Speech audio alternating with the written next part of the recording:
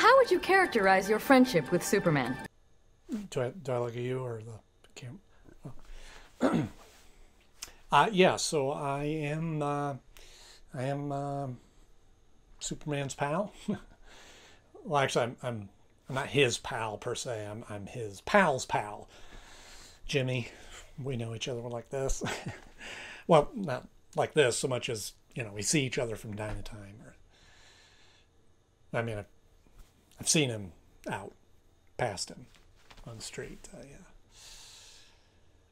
Actually, I've seen him once. He was walking, picking up some trash, and I was driving by. Okay, I've actually never seen him before. I'll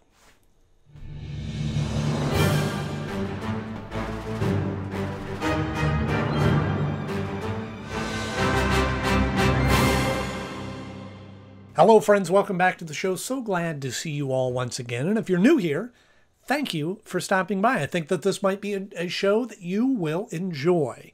If you're like me and grew up on cartoons from the 80s and 90s, then this is the place for you. Hop below, hit the subscribe button, click thumbs up while you're there, because today we're talking about the Superman episode, Superman's Pal, which originally aired on February 20th, 1999.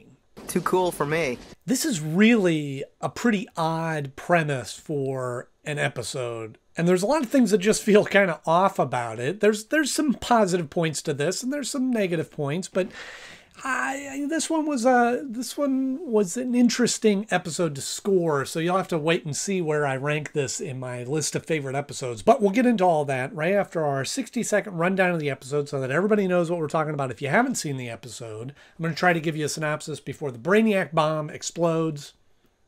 Who knows if I can do it? We'll find out. There's a new intern at the Daily Planet, Tina, who Jimmy kind of has eyes for, but she doesn't want anything to do with him. And meanwhile, there's a car chase, and Superman goes in and saves the day, and Angela Chen is trying to interview Superman, and he doesn't want anything to do with it, and Jimmy happens to be there, and she goes to interview, oh, you're Superman's friend, and he goes, well, not really, but then she edits it together, make him say, yeah, I'm great pals with Superman, and that now gets the attention. Everybody's like, oh, look, it's Superman's pal, Jimmy, and now Tina wants a date with him. He goes on a date, and then he gets mugged by a bunch of people because they think that he's Superman's pal. And sure enough, Superman does show up and save the day. Next day, it's all over the news, and he's his best friend, and he's running from all these people that just want something to do with Superman, invitations, thank you cards, birthday party show-ups, all that kind of stuff. And Tina drives up and tries to save him, goes, hey, hop in the car, I'll take you somewhere safe. Oh, good, thank you for doing that. She takes him to her real boyfriend's house, Metallo, and she goes there and she says, hey, look at this. We don't have, we've got the key to being able to we have the key to be able to get Superman here. This is his pal, and he shows up to save him. And sure enough, Superman does show up, and Metallo ambushes him and goes, now I got you because you didn't have time to put on your kryptonite suit. And he's fighting them, and Jimmy's trying to get away and trying to help, and eventually they are able to get Metallo into a crusher and compact him. But and then Superman gives Jimmy a little watch to actually call him with. Guess they are pals after all. I'm sure Superman likes you too. So I would be remiss if I didn't mention that there are a ton of references right at the beginning of this episode. I don't know why. It was just kind of fun that they mention all these other episodes and other occurrences in those episodes pretty quickly, and they kind of run through all that. But it's always kind of nice that it's like they establish that this world does exist. These aren't isolated incidences, but they're all connected somehow, and these actually did happen. It's always kind of fun in a lot of these superhero shows that it's like, boy, there's some fantastic things that all happen to this group of people that these stories are about. And I guess that's kind of the premise of this, is that Jimmy Olsen, just by pure proximity to Clark Kent and Superman, has a lot of things that happen. He's been captured. He was there to seemingly save Superman a few times, and he knows Superman. And Superman, in the context of Metropolis, if that was real, would be as an icon, as a figure that you only hear rumors about and maybe see him fly by.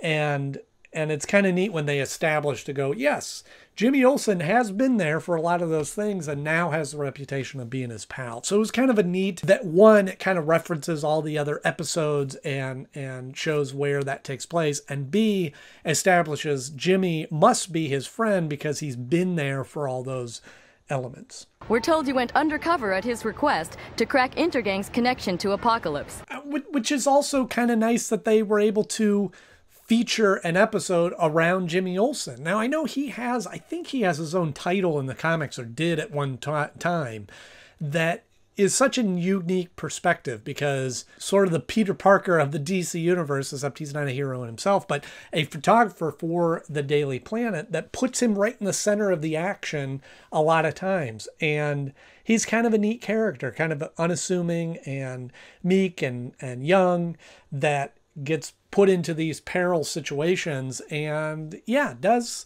kind of rub shoulders with Superman a little bit.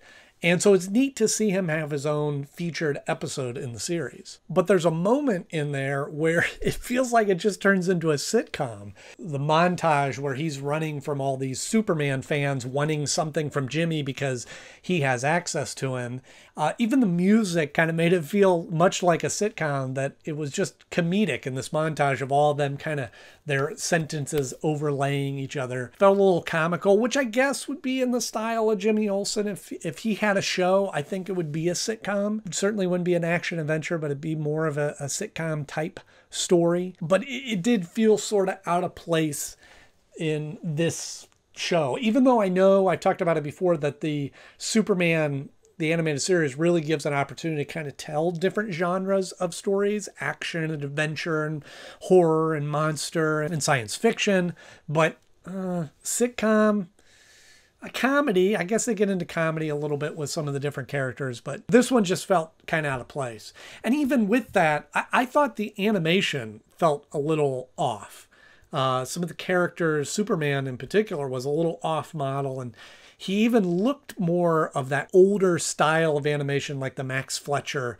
He's more rounded. I don't know. Something just felt a little off in how it was animated. It reminded me a little bit of a cartoon from the 80s, like a Garfield or a Dennis the Menace or something like that. That was just, I don't know if it was a different animation studio or something, just felt a little different. To all the little baby seals of Superman would come to our charity dinner. And I think where this episode was weak is that it was kind of geared more towards telling this Jimmy Olsen story, and it was a good 2/3 of the way through the episode where I'm going, who's the antagonist? Where's the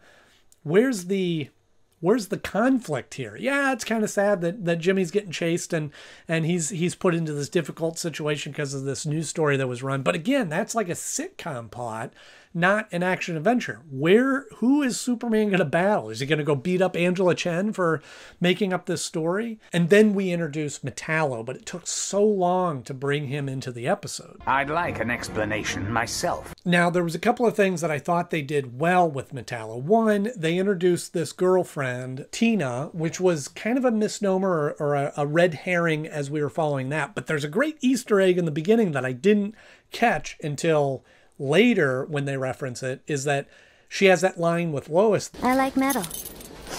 And we follow her character a little bit more, but she didn't seem evil to be a villain. And then you find out, oh yeah, she likes metal, she likes Metallo, and you see why she said that, which I thought was a great setup. The other thing that they did well with Metallo is, one of the complaints that I've had about him in the past is they'd bring him into these stories and his only weapon that's being utilized against Superman is his kryptonite. And this whole plot now was created to use somebody to lure Superman into their realm to be able to surprise attack him, so that Superman couldn't just go get his anti-Krypton suit from Star Labs and show up and then beat up Metallo, which is what he's done a couple of times. So I thought that was a good technique of getting around that challenge of establishing the Superman has a suit that'll protect him against kryptonite, that they were able to go, Metallo realizing that and going, okay, I need to come up with a plan to surprise him so that he doesn't know this attack is coming. So I thought that was very smart on their part. But even with that, it by the time that Superman got there, okay, they get the drop on him, they get the surprise. But then beyond that, he was pretty easy to beat. I mean, Jimmy Olsen just threw some battery acid on him and knocked him over and loses the kryptonite stone out of him. And falls into a trash compactor. I mean, it was pretty easy to defeat him. So again, it was like this whole story was sort of like they wanted to tell just a sitcom comedy plot with Jimmy, and they were like, well, we need something more. We need to have an action sequence in the end. Again, it was sort of mixed feelings about that, because I was like, well, it's better than just having a big action brawl with Metallo and Superman in his kryptonite suit. But at the same time, it was just everything else in the episode just felt a little off and felt like it wasn't lining up well. Like they were trying to do something too far out of the realm of Superman. And You lived up to your press, Jimmy. You saved my life again. so when it comes time to rank this episode, a lot of times when I watch an episode, I kind of can gauge where at in the list it's going to fall.